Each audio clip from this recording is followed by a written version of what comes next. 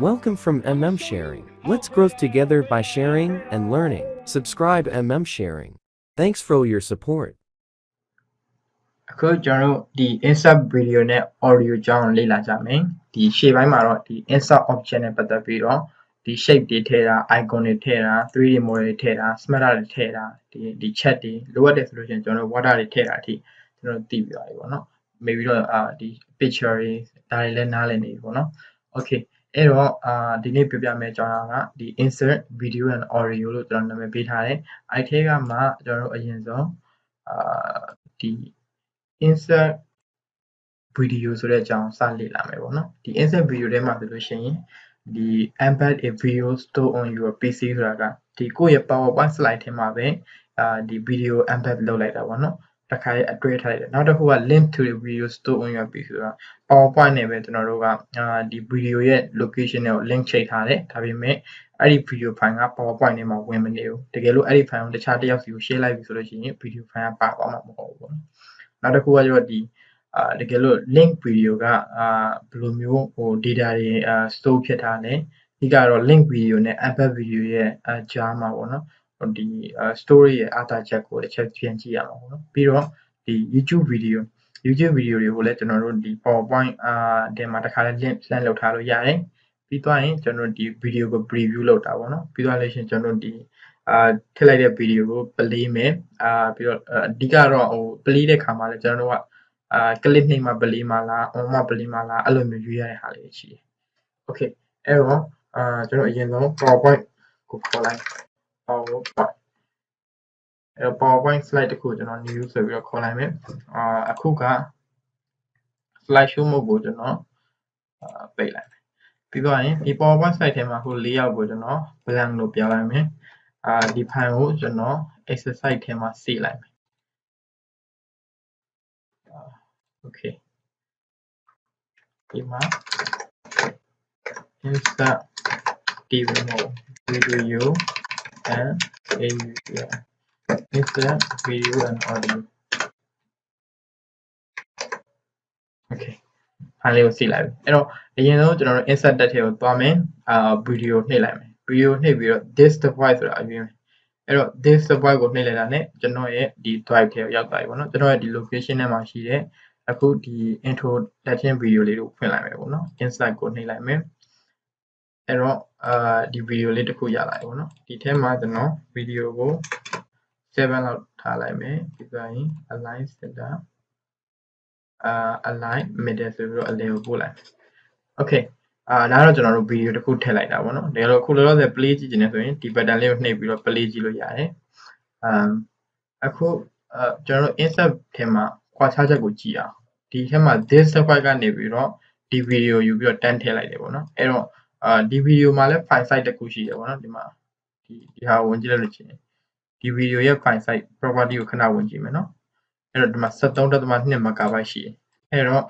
ဒီ video ရဲ့ဒီ PowerPoint တွေကိုဝင်သွားပြီပေါ့နော်အဲ့တော့ကျွန်တော် save လိုက်save ပြီးသွားရင်ဒီ file တွေကနေပြီးတော့ info တွေကနေပြီးတော့ဒီမှာကြည့်ဒါက media site performance ဆိုတာကဒီ PowerPoint presentation ထဲမှာကိုယ် embed လုပ်ထားတဲ့ဒီ media ရဲ့ site ကိုလာပြနေ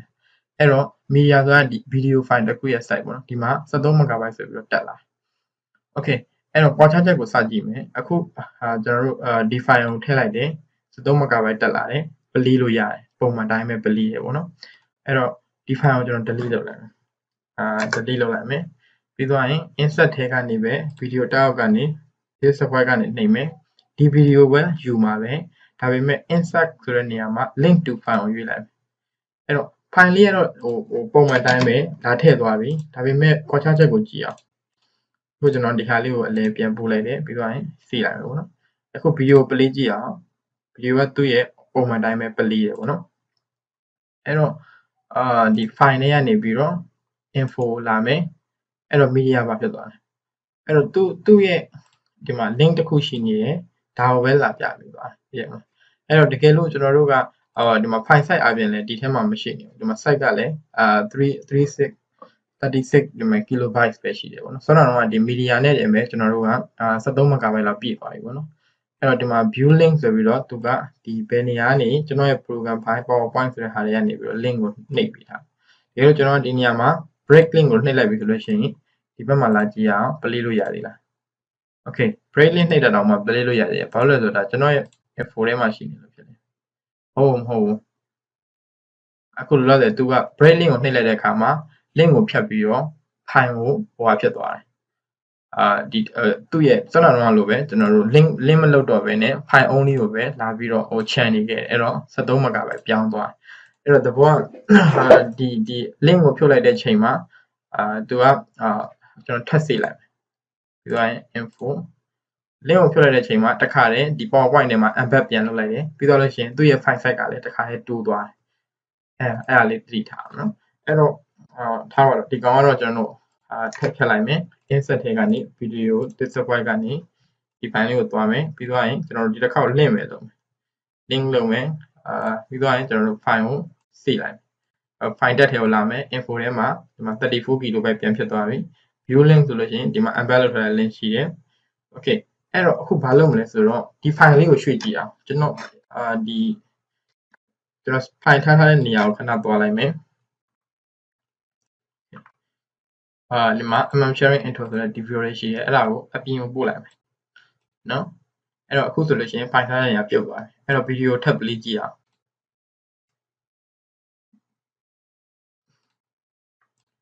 အဲ့တော့အခုvideo okay လားဆိုတော့ဒီမှာပြန် view link ကိုပြန်ကြည့်လိုက်မယ်သူကတကယ်တော့ video ကမရှိတော့ဘူးလားဒီကျွန်တော်တို့ link ဒီ link မှာမရှိတော့sharing intro video ကတခြားနေရာရောက်သွားတယ် intro sharing okay open ဆို file မရှိတော့တကယ်တမ်းဆိုကျွန်တော်တို့ file ကို move လုပ်လိုက်ပြီပေါ့နော်အဲ့တော့ဒီမှာကတော့ play လို့ရနေသေးတယ်ဘာလို့ play လို့ရနေသေးလဲကျွန်တော်တို့ကြည့်အောင် okay info view link update now okay video manual I'm sharing into edit link okay okay တကယ်တော့မရတော့ဘူးလားတကယ် okay ခုကြည့်လိုက်မယ်ဆိုလို့ရှိရင်ကျွန်တော်တို့ဒီ view link ကိုနှိပ်လိုက်တယ်ဒီနောက်တစ်ခါထပ်ပြီးတော့ဒီ play လိုက်တဲ့အခါမှာဒီလိုမျိုးတက်လာတယ်သူ enable to locate ဆိုတော့စနတော့ဟိုကြံနေတဲ့ cache နဲ့ပဲရနေရတယ်လားတကယ်တော့ကျွန်တော်တို့ file ကနေပြီးတော့ဟိုရွှေ့လိုက်ပြီဆိုတာနဲ့ဒီ video က link မရှိတော့ play လို့မရတော့အဲ့တော့ဒီကောင်ပြန်ပြီးတော့ play ချင်တယ်ဆိုရင်ကျွန်တော်ကသူတို့ဒီမှာခု link ကိုပြန်တောင်းတာလေအခု play မယ် play လို့မရတော့ do you want to locate the USS ဆိုပြန်ရှာချင်လားဆိုတော့ yes နှိပ်လိုက်မယ်ပြီးတော့ရင် yes နှိပ်လိုက်တယ်အခုဒီမှာပြန်ပြီးတော့အဲ့ video locate လုပ်လိုက်မယ်ဒါဆိုလို့ရှိရင်ကျွန်တော်တို့ပြန်ပြီးတော့ play လို့ရတယ်ပေါ့နော် okay နောက်တစ်ခေါက်ကျွန်တော်တို့ဒီ video ကိုပြန်ပြီးတော့ထပ်ဖြတ်ကြည့်အောင်အခုအနေနဲ့တော့ဒီမှာသူကplay လို့ရပါတယ်အခုအဲ့တော့ဒီမှာဆိုတော့ဒီညမှာပြန်ထုတ်ထားတယ်ပြီးတော့သူ့ရဲ့ original နေရာကိုပြန်ပြီးတော့ထည့်လိုက်မယ်အခုထပ်ပြီးတော့ကျွန်တော်တို့ play ကြည့်အောင်အခုဒီမှာထိတော့ play လို့ရနေတယ်သူကဒီဟို computer တွေမှာ cache ဆိုတာရှိတာအဲ့ cache နဲ့အလုပ်နေတယ် memory ပေါ်မှာပဲ run နေတယ်တကယ်အဲ့တော့ဒီမှာတကယ်တမ်းသွားကြည့်အောင် info view link မှာဆိုရင်သူကဒီမှာဟိုမဖြစ်တော့တကယ်လို့ဒီဟာကိုဒါကျွန်တော်တို့စေ့လိုက်မယ်စေ့ပြီးတော့ကျွန်တော်ပိတ်လိုက်မယ်ပိတ်ပြီးတော့ဒီ exercise file ကနေပြီးတော့ပြန်ဖွင့်ကြည့်အောင် okay ကျွန်တော်အဲ့ဒီစတော့ file လေးကိုကျွန်တော်ပြန်ဖွင့်လိုက်မယ်အခု play ကြည့်အောင် play လို့မရအောင်အဲ့တော့ဟိုဒီဟာကတကယ်လို့ link ကိုရွှေ့ပြောင်းလိုက်ပြီဆိုလို့ရှိရင်မရတော့ဘူးဆိုတာကိုပြောချင်တာပေါ့နော်အဲ့တော့ဒီမှာလာပြီးတော့လည်း update လုပ်လို့ရတယ်ဒီ info ကနေပြီးတော့လည်းဒီ view link ကိုနှိပ်ပြီးတော့လုပ်လို့ရတယ်ဒီ edit link ကနေလည်းဒီ update now ကိုနှိပ်လို့ရတယ် update now ဒီမှာ update now ကတော့ပြဿနာဘာမှဖြစ်တော့မဟုတ်ဒီ change ဆိုကိုနှိပ်ပြီးတော့သူ့ရဲ့တကယ် original ထားတဲ့ video file နေရာကိုပြန်လာမှာပေါ့နော် sorry I'm sharing into အနေပြီးတော့ပြန်လာပြီးတော့လို့ရှိရင် close လုပ်လိုက်ပြီးတော့ပြန်ဖွင့်လိုက်အဲ့ဒါဆိုရင် play လို့ရပါတယ် okay အဲ့ဒါဆိုရင်ကျွန်တော်တို့ဒီကွာခြားချက်နှစ်ခုပေါ့နော်ဒီပုံမှန် insert video တွေကနေပြီးတော့unpack လုပ်လိုက်တာနဲ့လုံးလုံး file ကိုလိုချင်တဲ့ file ကိုရွေးပြီးတော့ insert နှိပ်လိုက်တာနဲ့ insert နှိပ်လိုက်တာဒါ unpack လုပ်လိုက်တာပေါ့နော် PowerPoint file နဲ့တစ်ခါလေးတွဲသွားတယ်ဒီ link to the file လုပ်တာနဲ့ခြားနာချက်ကိုကျွန်တော်တို့သိလိမ့်မယ်လို့ထင်တယ်နော် okay အဲ့တော့ဆွမ်းနာတော့ကျွန်တော်တို့တစ်ခါလေးပဲဒီ file size ရဲ့ difference ကိုလည်းကြည့်ပြီးသွားပြီ ကျွန်တော်ထပ်ပြီးတော့နောက် video တစ်ခုထည့်ကြည့်အောင် new slide plan အခုဒီထဲမှာဆိုလို့ရှိရင်ကျွန်တော်တို့ဒီ insert ထဲကိုသွားမယ် video နှိပ်လိုက်မယ် stop video နှိပ်လိုက်မယ် stop video ကတော့ true result မဟုတ်ဘူးဒီ Microsoft ကနေပဲစတော့ကျွန်တော် icon တွေဒီ image တွေထည့်တော့လည်းတွေ့ခဲ့ကြနိုင်မှာထင်တယ်ဒီ Microsoft ကနေပဲ video တွေ provide လုပ်ထားတာပေါ့နော်အဲ့ဒီ video ကိုပဲ select မှတ်လိုက်ပြီးသွားရင် insert ကိုနှိပ်လိုက်ရုံပဲအဲ့တော့ဒီ online ကနေခါလေး direct download ဆွဲပြီးတော့သူကြာလာနေမယ်เนาะအဲ့တော့ဒီက design တွေကဒါလေးကိုကျွန်တော်ရွေးလိုက် okay အဲ့တော့အခုကျွန်တော်တို့ဒီ insert video stop video တခုကိုထည့်ပြီးသွားပြီဒီထဲမှာဆိုရင်ဘာတွေလုပ်လို့ရလဲဆိုတော့ကိုလိုသလိုဒီ video တွေကိုလည်းဒီ formatting လုပ်လို့ရတယ်เนาะအဲ့တော့ကိုရဲ့ requirement မှာမူတည်ပြီးတော့ဒီမှာဟို 3D frame လေးတွေလာထည့်လို့ရတယ်ကို TV တခုမူလမျိုးပေါ့เนาะ okay လိုမျိုးလေးလာစီစဉ်လို့ရတယ်ပြီးတော့ video အဖက်မှာ rotation ကိုကျွန်တော်okay ဒါဆိုလို့ရှိရင်လား format ကနေပြီးလွယ်လင်းတကူဒီ video frame ပုံစံမျိုးလေးလာစီစဉ်လိုက်တာပေါ့နော်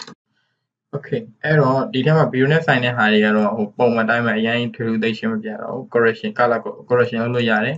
color correction လုပ်လို့ရတယ်ဒီ poster frame ကတော့အရင်ကြီးတော့တိတ်မသုံးပြသေးဘူးဒီကိုလုပ်တဲ့ design တွေအကုန်လုံးပြန်ပြီးတော့ reset လုပ်လို့ရတယ်ဒီ video ကိုလိုချင်တဲ့ဟိုမှာ shape ပုံစံလေးပြောင်းလို့ရတယ်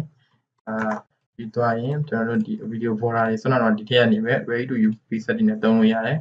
effect တွေကဟို picture မှာသုံးခဲ့တဲ့ effect တွေနဲ့ပုံမှန်တူပဲ similarly ဆိုသုံးလို့ရတယ်အဲ့တော့ဒီမှာ playback ဆိုတဲ့ဟာကိုတော့နောက်မှအသေးစိတ်ထပ်ရှင်းပြပေးမယ်ဒီ video ကိုအသေးစိတ်ဟိုဘယ်လိုလုပ်ရလဲပေါ့နော်အဲ့ဒါကဒီ transition တွေ animation တွေနဲ့ဟို slide တွေကိုကျွန်တော်တို့ play တဲ့အခါမှာထည့်ပြီးတော့ရှင်းပြပေးမယ်ပေါ့နော်အဲ့တော့ဒါဆိုလို့ရှိရင်ဒါ Microsoft မှာပါတဲ့ဟာတခုကိုအသုံးပြုလိုက်တာပေါ့နော် insert ထဲကနေပဲကျွန်တော် video ထည့်နှိပ်မယ်ပြီးတော့ online video ဆိုတာနှိပ်မယ် online video နှိပ်လိုက်လို့ရှိရင် तू ကပါလဲဆိုတော့ YouTube တို့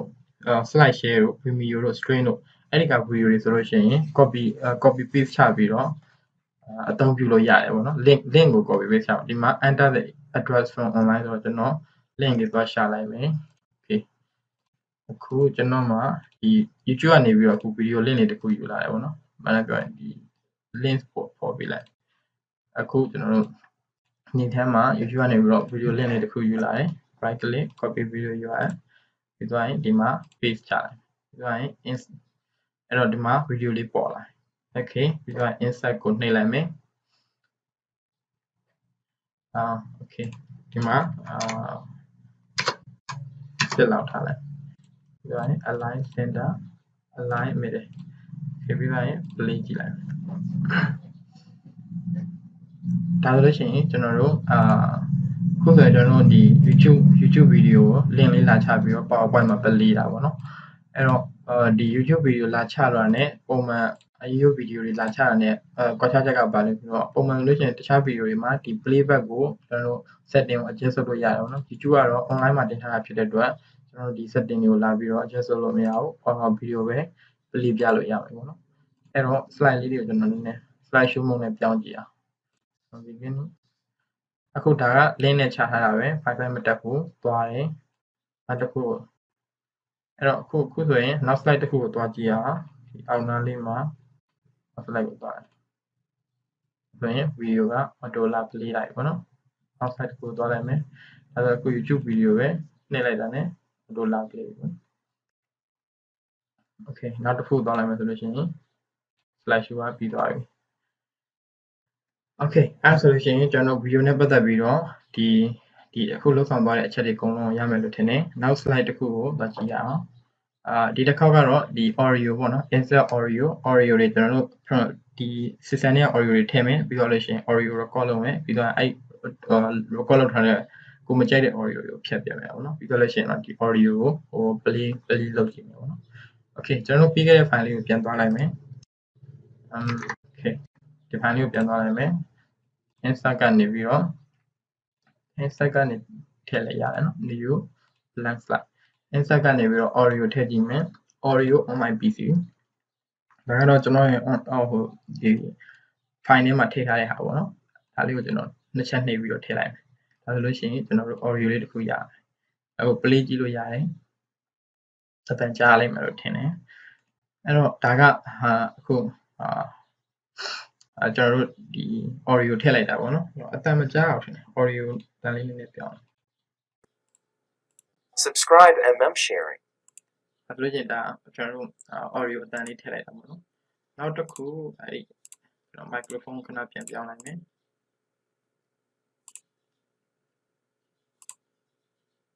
အခုကျွန်တော်ကျွန်တော်ရဲ့ voice ကိုrecord စလုပ်မယ် Welcome from MM Sharing. Let's grow together by sharing and learning. Subscribe MM Sharing. Thanks for your support. ဒါလေးကိုနှိပ်လိုက်ပထမဆုံးကျွန်တော်တို့ဒီrecord button လေးကိုနှိပ်တယ်ပြီးတော့လို့ကျွန်တော် stop ကိုနှိပ်လိုက်တယ်တကယ်လို့ဒီအဆောင်းကိုကိုယ်ကကြိုက်ပြီဆိုရင် okay လုပ်လိုက်ရတယ်အဲ့တော့ okay မလုပ်ခင်နည်းနည်းလေး play ကြည့်အောင်အတန်ကြားလာမသိဘူးဒါပေမဲ့ကျွန်တော် speaker ကိုပြန်ပြောင်းလိုက် Annie subscribe MM sharing thanks for your support ဒီ audio လေးကိုကျွန်တော်ကြိုက်တယ်ပေါ့နော်အဲ့ဆိုရင် okay ကိုနှိပ်လိုက်မယ်အခုကျွန်တော်ဒီမှာ audio လေးတစ်ပိုင်းရလာပြီးတော့ရင်ပြန် play ကြည့်အောင် Welcome from MM Sharing. Let's grow together by sharing and learning. Subscribe MM Sharing. Thanks for your support. Okay, good. အဲ့ဒါညဒီ audio လေးကိုကျွန်တော်သဘောကျတယ်ပြီးခဲ့တဲ့ audio ဖြတ်ချင်တယ်ဆိုရင် select မှတ်ပြီးတော့ delete key ကိုနှိပ်လိုက်တာနဲ့ဖြတ်သွားပြီပေါ့နော် Okay, audio မှာလည်းအဲ့တိုင်းပဲ audio format ရှိတယ် audio format ကတော့ဒါပုံစံလေးတွေပြောင်းတဲ့ဟာနဲ့ဒီ audio format ကိုလိုလိုလာပြီးတော့သုံးပြလို့ရတယ်ပေါ့နော်အဲ့တော့ playback နဲ့ဆိုင်တဲ့ဟာတွေကိုတော့ကျွန်တော်နောက်မှဒီ audio နဲ့ video တွေဒီ slide show တွေ transition တွေလုပ်တဲ့ခါကျလို့ရှိရင်အသေးစိတ်ထပ်ပြီးတော့ရှင်းပြရမယ်ပေါ့နော်အခုအဲ့ဆိုလို့ရှိရင်ကျွန်တော်ဒီ insert audio and video ဒီ object တွေထည့်ခြင်းကိုဒီလောက်မှပဲရက်လိုက်မယ်ပေါ့နော်ဒါဆိုလို့ရှိရင်အားလုံးလည်းဒီ PowerPoint ထဲမှာကိုလိုအပ်တဲ့ဒီ object တွေကို insert